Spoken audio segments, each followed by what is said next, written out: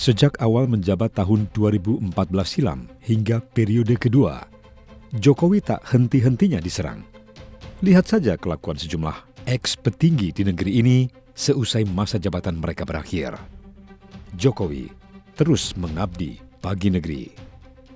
Sementara mereka berusaha tetap unjuk gigi, merecoki. Siapa saja mereka? Apakah mereka iri dengan keberhasilan Jokowi? Atau jangan-jangan ada agenda tersembunyi? Simak ulasan Sudut Pandang edisi kali ini.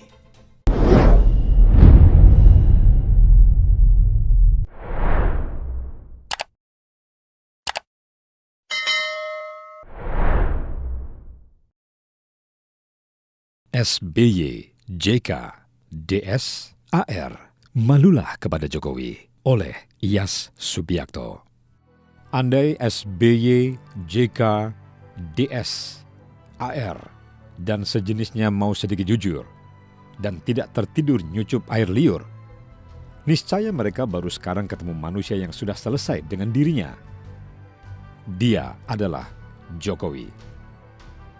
Orang-orang tersebut yang merasa hebat itu tak seujung kuku hitam Jokowi dalam mengurus negeri ini. Jokowi mengabdi, bukan niat mencuri atau ingin dipuji. Lihat saja bagaimana Jokowi memimpin Solo, Jakarta, kemudian Indonesia. Sosok yang sudah selesai dengan dirinya ini bekerja dalam senyap dan tak pernah menjawab caci maki fitnah dari para bedebah kelas sampah. Sementara orang-orang seusia mereka meradang dan menyerang Jokowi. Sebenarnya apa salah Jokowi? Dia bekerja sesuai amanah yang dia terima. Hadiah dari Muhibah ke beberapa negara bernilai miliaran dia serahkan kepada KPK. Apa pernah SBY, JK, DS atau pejabat lain melakukan hal yang sama?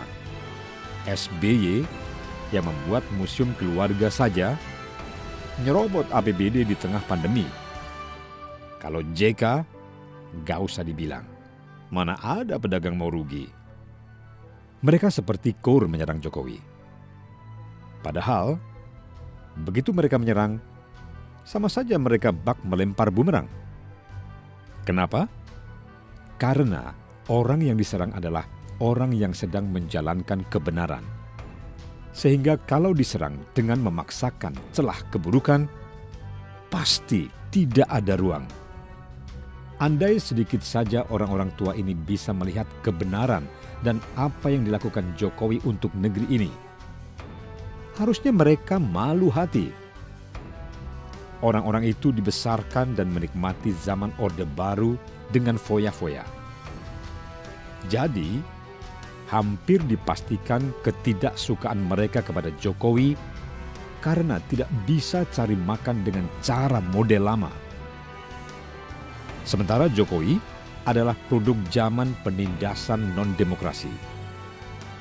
Dia tidak mengecap kemewahan. Hidup di bantaran Kali Surakarta.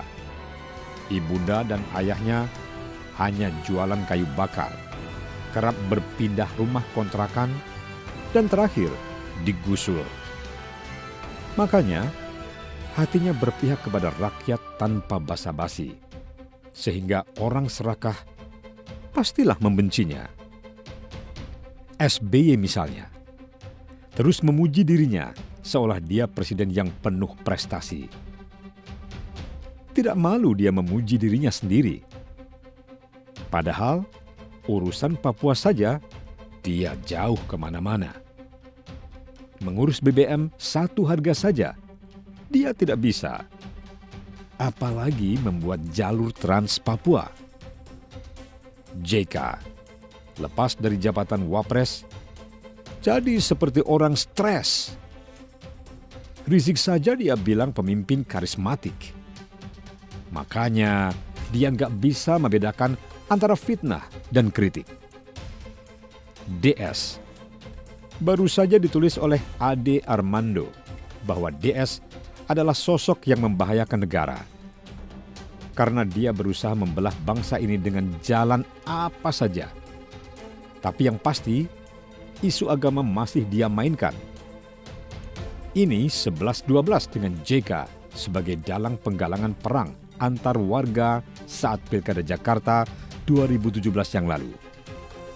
AR, orang tua satu ini sebenarnya sudah basi untuk dikomentari karena usianya sisa beberapa hari saja. Lihat kalau dia ngomong seperti orang songong. Ceritanya, kalau enggak suara langit, ya PKI. Tapi diminta tunjuk hidung, malah hidungnya sendiri yang panjang sampai mata kaki.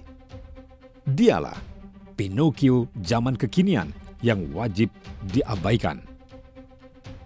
Kini keberadaan kita sebagai pendukung Jokowi mau disebut buzzer, bulldozer, atau zerser yang lain, tidak masalah, asal jangan disebut kaum dasteran. Kita harus terus menguatkan diri, bersatu, mempertahankan kebenaran tanpa keraguan. Gampang saat melihat kemungkinan saat ini. Siapa yang membenci Jokowi, 90% pasti orang nggak benar. Atau bukan orang beneran. Bagi anak muda penerus bangsa, sekarang di depan mata kita adalah tauladan yang bisa jadi panutan. Jokowilah sosok itu. Jangan kalian terkelabui oleh para badut tua yang salah gaya, gerah karena tidak bisa menjarah, baik menjarah harta atau kekuasaan. Kalian lihat sendirilah siapa mereka dan seperti apa kelakuannya. Ibarat mobil keren, tapi bodong nopolnya. Tuhan pasti tidak suka.